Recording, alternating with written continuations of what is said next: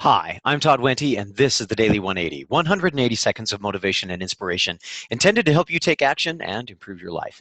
This is episode 220 of the Daily 180, and today I want to talk about this, the simple little candy cane. Now, if you're watching this video as it's being released in its earliest form, you're seeing this in the month of October, and you may be saying to yourself, Todd, why in the world are we talking about candy canes during the month of October? Likewise, if you're seeing this at any other point in time, you may be saying to yourself, why is this candy cane popping out in the middle of nowhere? What in the world are we talking about candy canes for? Well, let me tell you a little story about this candy cane and several of its brothers that I have in a bowl like this in my office.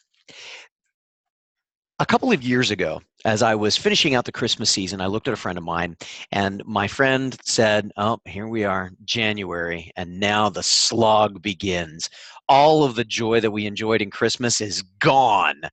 It's too bad the Christmas season can't last all year.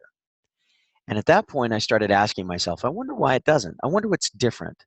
And I started trying to remind myself about Christmas things. Well, part of what I do for Christmas things is I play Christmas music. I learned very quickly that playing Christmas music all the time can be slightly irritating to a certain portion of the population.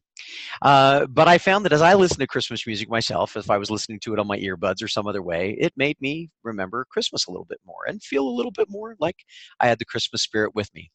See, in Christmas, we all tend to be a little bit nicer to each other. We tend to be a little bit more patient with children when they're being a little bit frustrated and angry and antsy. We tend to be a little bit more patient with people when they cut in front of us in line or when they seem like they're hurrying and they're frustrated and frazzled. We tend to be a little bit more kind with ourselves and hoping that people will be kind with us as well and expecting that they really will. Well, as time went on, I started to recognize playing Christmas music everywhere I went might not necessarily be the best idea.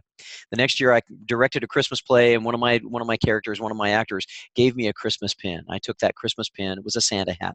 I put it on one of my suits, and I started to wear it. And in the month of January and February, people started saying, "Todd, why are you wearing a Santa hat?" And I said, "Because I'm trying to keep the Christmas spirit alive all year through." You know, in that moment, I saw a flicker of confirmation and recognition as the person said, yeah, maybe I want to as well.